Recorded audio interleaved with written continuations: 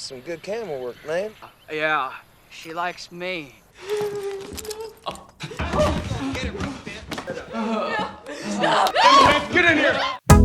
Kembali lagi dengan Phasmopi, tentunya bagaimana kabarnya?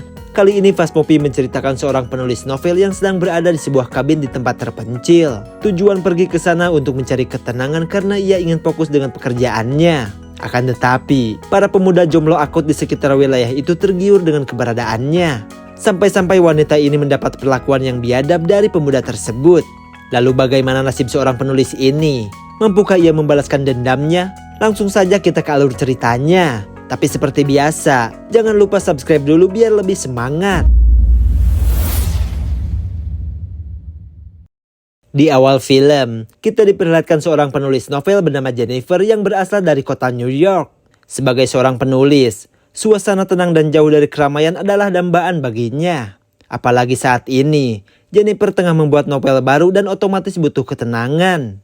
Oleh karena itu, Jennifer pun melancong ke pedesaan untuk mencari tempat sepi supaya bisa fokus menulis. Dan menurut kabar yang beredar, pria bernama Pak Early ini menyewakan sebuah pondok terpencil di tengah hutan. Gets a bit tricky. It gets you through town. Pak Early pun memberikan peta lokasinya dan mengatakan kalau di sana sangat sepi dan jarang ada orang. Tentu saja Jennifer sangat senang karena itulah yang ia butuhkan. Singkat cerita, Jennifer sudah berjalan cukup jauh tapi merasa kayak salah jalan. Tapi ya emang dasar wanita, meski sudah diberi peta pun masih saja bisa nyasar. Sepertinya, asumsi kalau para wanita tak bisa membaca peta bukanlah mitos belaka. Dan daripada makin tersesat, Jennifer pun memutuskan bertanya sambil sekalian isi bensin.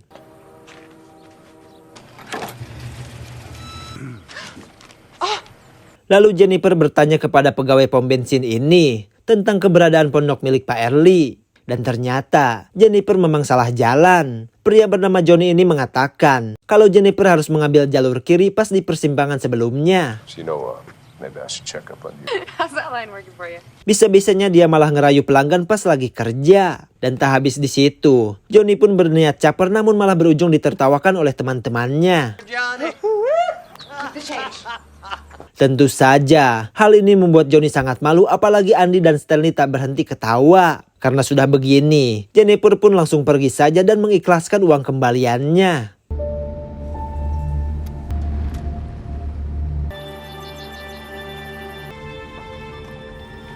Akhirnya, Jennifer pun sampai juga di pondok setelah tadi harus putar balik dulu. Dan seperti yang diharapkan, tak ada satupun rumah di sekitar sini. Ini berarti ia bisa menulis novel dengan leluasa.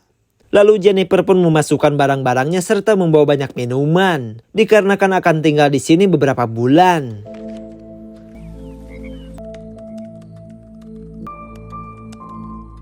Beberapa hari berlalu Jennifer masih merasa nyaman dengan kesendiriannya. Bahkan ketika ditelepon oleh temannya yang bernama Barbara, Jennifer mengaku betah dan harusnya ia tahu tempat ini dari dulu. Namun obrolannya itu harus di stop dulu. Soalnya ia mendengar sesuatu dari bangunan samping.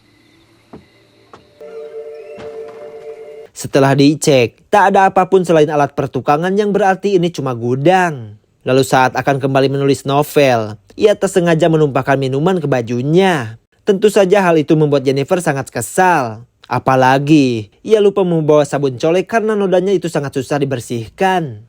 Namun tanpa Jennifer ketahui, ternyata ada kamera tersembunyi yang dipasang entah oleh siapa. Jennifer pun mencari kesibukan seperti jogging sambil sekalian cuci mata karena alam di sini masih asri. Lalu di tengah aktivitasnya itu, ia melihat sebuah rumah terbengkalai dan penasaran ada apa di dalamnya.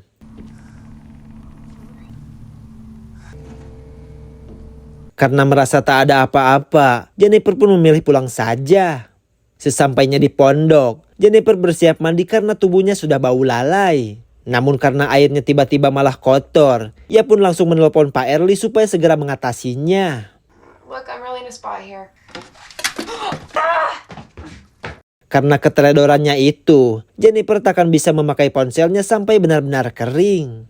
Singkat cerita, petugas ledeng pun tak perlu waktu lama untuk memperbaikinya. Pria ini bernama Matthias dan ia adalah seorang pria yang mempunyai sedikit keterbatasan. Karena merasa senang bisa segera mandi, Jennifer pun memberikannya hadiah ciuman yang pastinya disukai semua pria. Namun Matias berbeda, ia malah ketakutan dan langsung kabur begitu saja. Scene berlanjut ketika pegawai pom bensin yang kemarin. Mereka bertiga tengah cosplay jadi psikopat dan menjadikan ikan tangkapan mereka sebagai targetnya. What you mean? So you two retards gonna go fishing or what? Bullseye. Siapa sangka, ternyata Matias pun termasuk ke dalam circle mereka. Dan karena geng ini sudah lengkap semua, Stanley pun menunjukkan sebuah video yang dimana berisi rekaman Jennifer yang lagi gak pakai baju. Katanya, Stanley memasang kamera tersembunyi di saat Jennifer lagi tidur. Hey, that's some good camera work, man. Yeah, she likes me. Lalu Stanley menambahkan, kalau di rekaman yang lain ia melihat Matias dicium oleh Jennifer. Ya meskipun Matias malah kabur karena saking cupunya. Johnny yang mendengarnya pun langsung kesal dan menganggap ini tak adil. Masa iya Matias dicium Jennifer sementara ia malah dipermalukan saat di pom bensin. Padahal Johnny merasa kegantengannya di atas segalanya. Bitch like that. Lalu, Johnny pun menganggap kalau Jennifer itu munafik. Dan supaya semua ini impas, Johnny akan membuat Jennifer membayarnya melebihi sekedar ciuman. No shit. I'll show you the way. Saat Jennifer ingin tidur, ia mendengar ada suara aneh di luar rumah. Namun entah ada apa ini, ia malah menemukan sebuah bangkai burung di depan pintu masuk.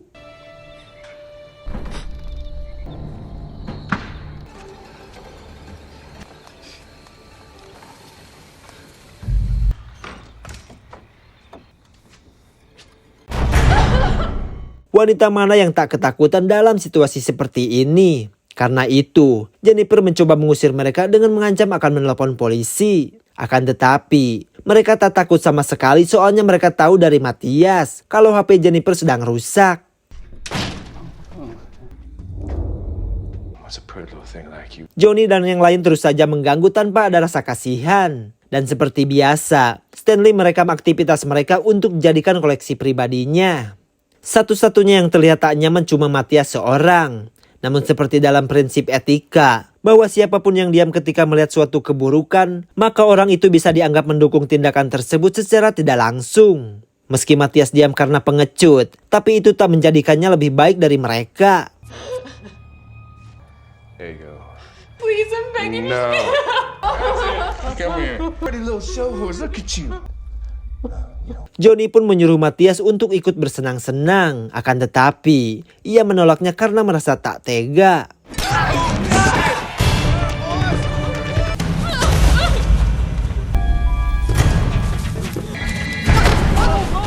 Di tengah pelariannya itu, Jennifer bertemu seorang polisi dan pemilik pondok yang tengah berburu di hutan. Dan dengan ketakutan, Jennifer mengatakan apa yang terjadi dan sekalian menjelaskan ciri-ciri para pelaku.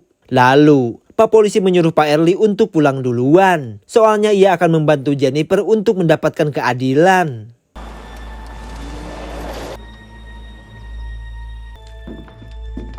Still here, you come on out right now. Karena tak ada siapapun di pondok, ini berarti Johnny dan temannya sudah melarikan diri. Lalu ketika Pak polisi melihat banyak botol minuman, ia mengira kalau Jennifer ini cuma berhalusinasi karena sedang mabok. Karena bagaimanapun juga, Pak polisi mengenal Johnny dan temannya dan menganggap mereka semua sebagai anak baik. Just a couple of days. Is this your marijuana cigarette? Ketika menemukan barang haram, Pak polisi pun menjadi ragu kepada Jennifer. Karena itu, ia akan memeriksa wanita ini terlebih dahulu sebelum memeriksa tuduhannya kepada orang lain. I'm just trying to get to the bottom of this. And you haven't been able to get truthful now, have you?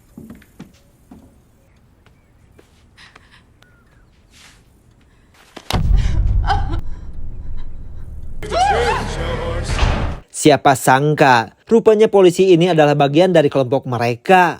Dan bisa dikatakan kalau dia adalah pemimpinnya. Karena sudah begini, Jennifer pun pasti akan mendapatkan perlakuan buruk. You should have shared with your teeth there. Get on your knees. Lalu Johnny memaksa Jennifer untuk melepaskan semua pakaiannya. Dan untuk Matias, teman-temannya itu ingin dia menjadi pria normal dan menyuruhnya memantap-mantapi Jennifer. Ain't even hard yet. Dance. For us now.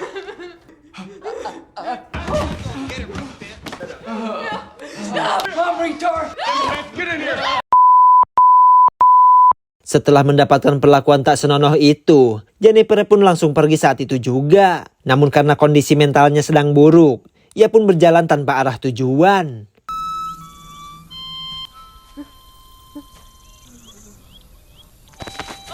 Jennifer pun tentu salah jika berpikir akan dilepaskan begitu saja.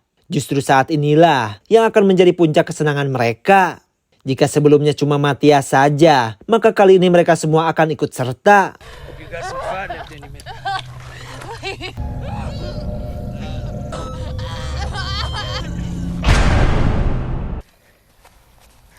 Di tengah kondisinya yang memilukan, Jennifer mencoba bangkit kembali supaya bisa kabur. Dan kali ini, ia bisa memanfaatkan kecerobohan orang-orang itu untuk melarikan diri.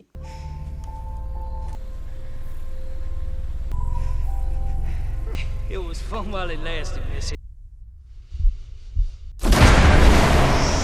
Setelah ditunggu sekian lama, tubuh Jennifer tak terlihat muncul ke permukaan. Si polisi pun memerintahkan semua orang untuk mencarinya. Tak peduli hidup atau mati, mereka harus bisa menemukan Jennifer sebelum menjadi masalah ke depannya.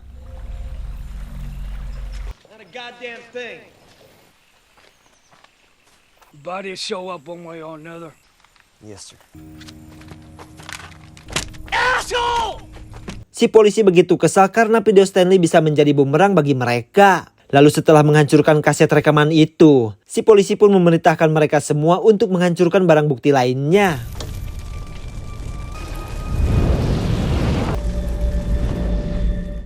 Ketika si polisi pulang, ia sudah disambut oleh istri dan anaknya. Namun yang tak masuk akal, sudah punya istri yang pulang begini bisa-bisanya ia malah melakukan hal itu kepada Jennifer. Lalu keesokannya, si polisi menemui Pak Early untuk membicarakan tentang Jennifer. Katanya, wanita itu problematik dan ia sudah pergi entah kemana. My lucky day. Sementara di sisi lain, Matthias terlihat sedih dengan apa yang terjadi kepada Jennifer. Meskipun ia melakukan hal buruk itu karena dipaksa, tapi tetap saja ia juga menanggung rasa bersalah. Scene berlanjut 1 bulan kemudian. Si sheriff yang mencoba hidup normal kembali ditelepon oleh Pak Early. Katanya, ada teman Jennifer yang bernama Barbara terus menanyakan keadaan Jennifer yang tak kunjung ada kabar. Mendengar hal itu tentu membuat si sheriff panik. Soalnya, Pak Early tahu kalau dirinya adalah orang terakhir yang bersama Jennifer. Karena sudah begini, ia harus melakukan sesuatu. Look at that.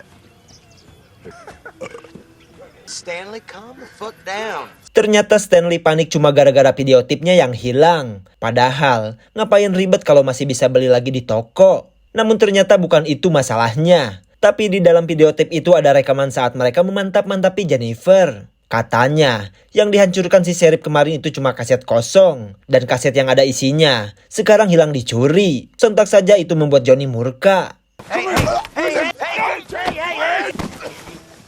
Dumb you are!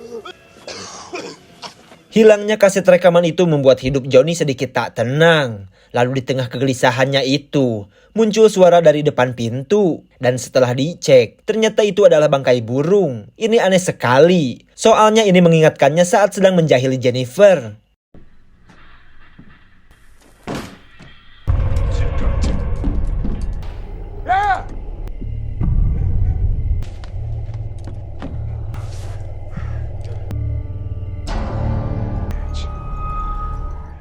Kembali lagi kepada si polisi yang baru pulang kerja. Ia disambut istrinya yang mengatakan kalau tadi ada yang mengirim mereka kaset video yang rusak. Setelah ia cek, di sana tertulis nama Stanley. Lalu tanpa banyak omong, polisi itu pun segera mendatangi Stanley yang sedang bersama teman-temannya. Where'd you get that? Where'd I get that? What? Dengan perasaan kesal, ia menginterogasi Stanley kenapa kaset videonya bisa sampai ke rumahnya. Lalu Johnny pun ikut menjelaskan kalau itu semua ulah Matthias. Soalnya, Johnny menemukan sendal jepit milik pria culun itu saat ia dipermainkan tadi malam. Andy pun ikut berbicara dan mengatakan kalau Matthias melakukannya mungkin karena gusar. Karena setelah Jenny menghilang, ia selalu saja terlihat murung dan seakan-akan merasa bersalah.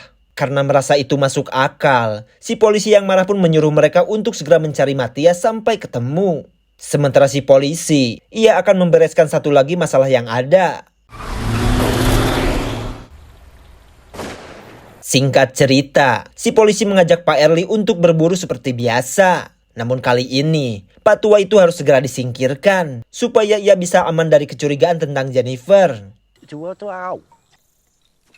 This is some fine whiskey. And funerals.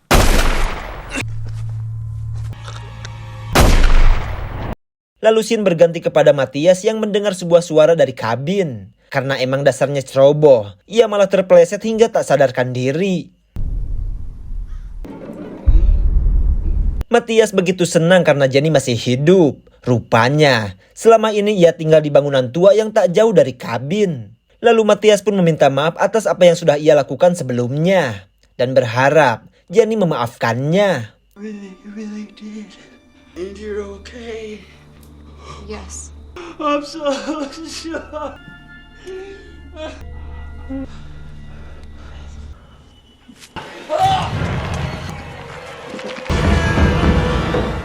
Lalu di sisi lain, Stanley dan Andy sedang mencari keberadaan Matias. Dan pencariannya itu menuntun mereka ke sebuah rumah terbengkalai. Lalu Andy mencoba untuk mengeceknya, sementara Stanley lebih memilih di luar saja.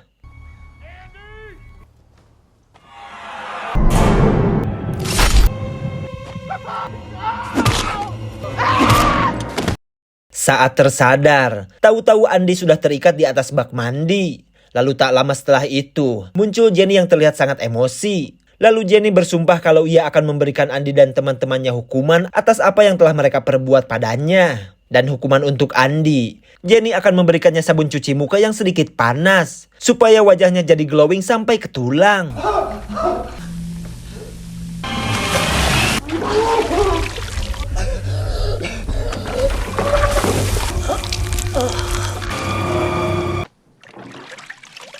Setelah selesai dengan Andy, Jenny pun lanjut pada Stanley yang juga sedang terikat. Karena ia suka sekali merekam apa saja, maka hukumannya akan Stanley terima pun akan direkam juga.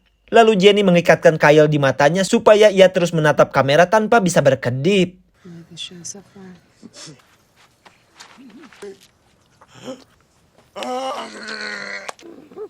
That might feel better.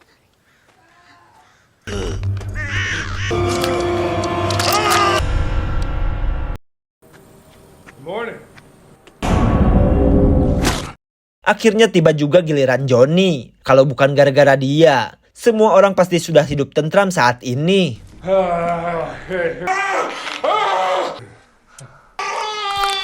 Show us. No, you're strong because you got a few more. Meski nasibnya sudah di ujung tanduk, tapi si Johnny masih bersikap tengah dan tak tahu diri. Karena itu, hukuman terbaik untuk orang seperti ini adalah dengan memotong pisangnya. You get them. No teeth, show us. Dan akhirnya, Johnny pun tewas karena kehabisan banyak darah.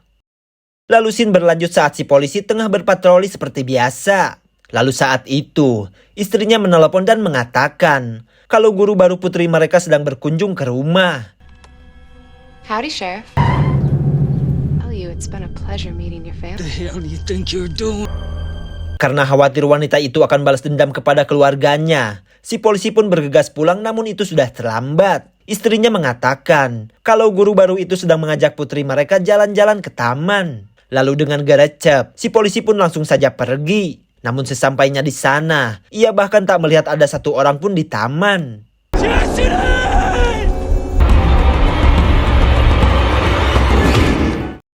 Akhirnya, sang raja terakhir pun bisa dengan mudah ia tangkap. Namun tak seperti orang-orang jahat sebelumnya, raja yang satu ini malah cengeng dan meminta belas kasihan kepada Jennifer. Sungguh menggelikan sekali tentunya. Stanley. Johnny.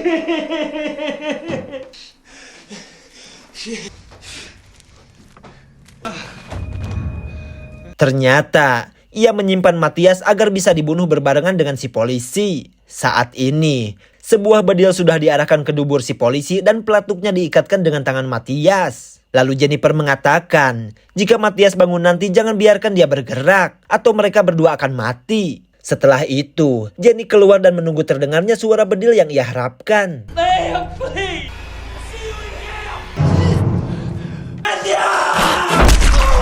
Dan karena balas dendam Jenny sudah sukses, maka film pun selesai juga. Siapa sangka, Jenny yang cuma ingin menulis novel di tempat sepi, justru malah berurusan dengan para pria yang mengincar lubang sempit miliknya. Namun setelah perjuangan panjang dan luka mental yang ia dapatkan, akhirnya ia berhasil bertahan dan membalaskan dendamnya. Lalu ada satu pertanyaan, menurut kalian apakah Matias memang pantas mati seperti di film? Atau apakah ia pantas dimaafkan karena cuma dipaksa? Tulis pendapat kalian di kolom komentar. Terima kasih banyak buat kalian yang sudah nonton sampai selesai. Saya undur pamit, sekian dan terima kasih.